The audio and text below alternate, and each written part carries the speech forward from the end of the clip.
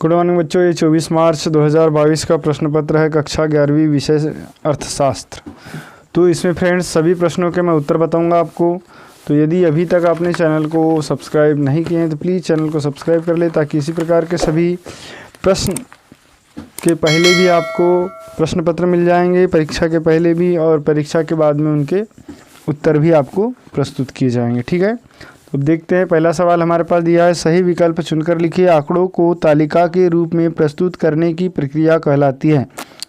तो आंकड़ों को जब तालिका के रूप में प्रस्तुत करते हैं तो उसको हम कहते हैं सारणीयन। ठीक है, तो उत्तर आ जाएगा सारणीयन। फिर है, मानक विचलन की गणना के लिए केवल खालिस्तान श्रृंखला मूल्य से ही मान लिया जाता है। तो मानक विचलन के लिए आ जाएगा माध्य। फिर है, सहसंबंध गुणांक सदैव स्थित होता है। तो सहसंबंध गुणांक फ्रेंड्स ये ऋण 1 से लेकर धन 1 के बीच में स्थित होता है। चौथा है, स्वतंत्रता की पूर्व संध्या पर भारतीय की अर्थव्यवस्था खालिस्तान थी।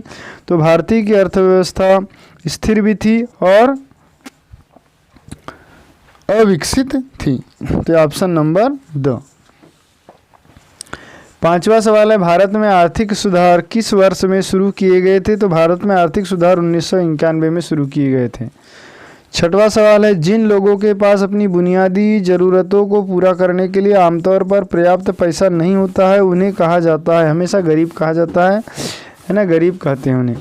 तो ये हो गए आपके सवाल। इसके बाद में प्रश्न क्रमांक 2 देखते हैं। तो प्रश्न क्रमांक 2 में खालिस्तान दिया हुआ है। तो खालिस्तान देख लीजिए। खालिस्तान वर्गीकरण आंकड़ों की विशेषताओं के अनुसार किया जाता है। तो यहाँ आ जाएगा गुणात्मक। ठीक है, ऑप्शन नंबर ये बीच वाला। फिर है, कल्पित माध्य से खालिस्तान द्वारा व्यक्त किया जाता है। तो कल्पित माध्य को ए द्वारा व्यक्त किया जाता है। फिर है, बहुलक बराबर 3 माध्य ऋण 2 खालिस्तान। तो 2 माध्य हो जाएगा यहाँ पर। इसके बाद में आ जाएगा, खालिस्तान की गणना बिना विचलन के सीधे मूल्यों से भी की जा सकती है। तो मानक विचलन हो जाएगा। ठीक है, फिर है नेक्स्ट 5वां, खालिस्तान को आर्थिक बैरोमीटर के रूप में जाना जाता है। तो इसको सूचकांक को आर्थिक बैरोमीटर के रूप में जाना जाता है। फिर है, जब दो चरों की एक ही दिशा में परिवर्तन होता है। जब दो चरों की एक ही दिशा में परिवर्तन होता है तो उसे ऐसे सहसंबंध को धनात्मक सहसंबंध कहते हैं। तो धनात्मक आ जाएगा। विश्व के कुल लौह अयस्क खालिस्तान प्रतिशत भंडार भारत में है। तो इसका 20%, विश्व के जो कुल भंडार है लौह अयस्क का उसका 20% भारत में है। ठीक है, तो ये आपके खालिस्तान भी कंप्लीट हुए। तो फ्रेंड्स वीडियो पसंद आ रहा हो तो प्लीज़ लाइक कर ले, और अभी तक चैनल को सब्सक्राइब नहीं किया हो तो प्लीज़ चैनल को सब्सक्राइब कर लीजिए, ताकि इसी प्रकार की सभी वीडियो आप तक पहुंच सकेगी। तीसरा है, सही जोड़ियां बनाकर लिखिए। देखिए, प्राथमिक क्षेत्र।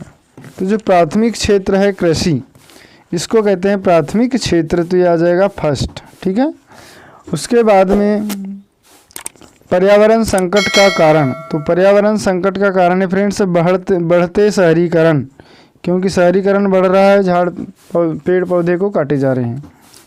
भारत में आर्थिक सुधार। तो भारत में आर्थिक सुधार जो है 1991, यह आ जाएगा तीसरा। फिर है, प्रधानमंत्री जो है योजना आयोग के अध्यक्ष होते हैं। 5वां है, चीन गणराज्य की स्थापना। तो चीन गणराज्य की स्थापना 1949 में की गई। उसके बाद है, ग्लोबल वार्मिंग का प्रभाव। तो यह है समुद्र के स्तर में वृद्धि। ग्लोबल वार्मिंग से समुद्र के तल में वृद्धि हो रही है। तो ये आपकी सही जोड़ी कंप्लीट हुई। इसके बाद है नेक्स्ट, सत्य असत्य छाटिए। तो फ्रेंड्स सत्य असत्य में देखिए, पहला लिखा है हमारे पास, वितरण एक आर्थिक गतिविधि है। तो ये भी सत्य होगा। फिर है, अंकगणित माध्य केंद्रीय प्रवृत्ति का सबसे अधिक इस्तेमाल किए जाने वाला माप है। तो ये भी बिल्कुल सत्य है। फिर अंकगणित माध्य एक स्थितीय मान है, भी सत्य होगा। मानक विचलन पैमाने से स्वतंत्र नहीं है, ये भी सही है। फिर ब्रिटिश टैरिफ नीति के कारण हस्तशिल्प का पतन हुआ, ये भी बिल्कुल सत्य है। फिर शिक्षा जीवन प्रत्याशा का सूचक है, तो ये भी सत्य होगा। तो पूरे क्वेश्चन आपके यहाँ पर सत्य है। नेक्स्ट है, एक वाक्य में उत्तर दीजिए। तो फ्रेंड्स इनको आप कर लीजिए, कर लिए होंगे यहाँ के सवाल। तो अब आपने मिला लिए होंगे कि आपके कितने में कितने अंक आने वाले हैं।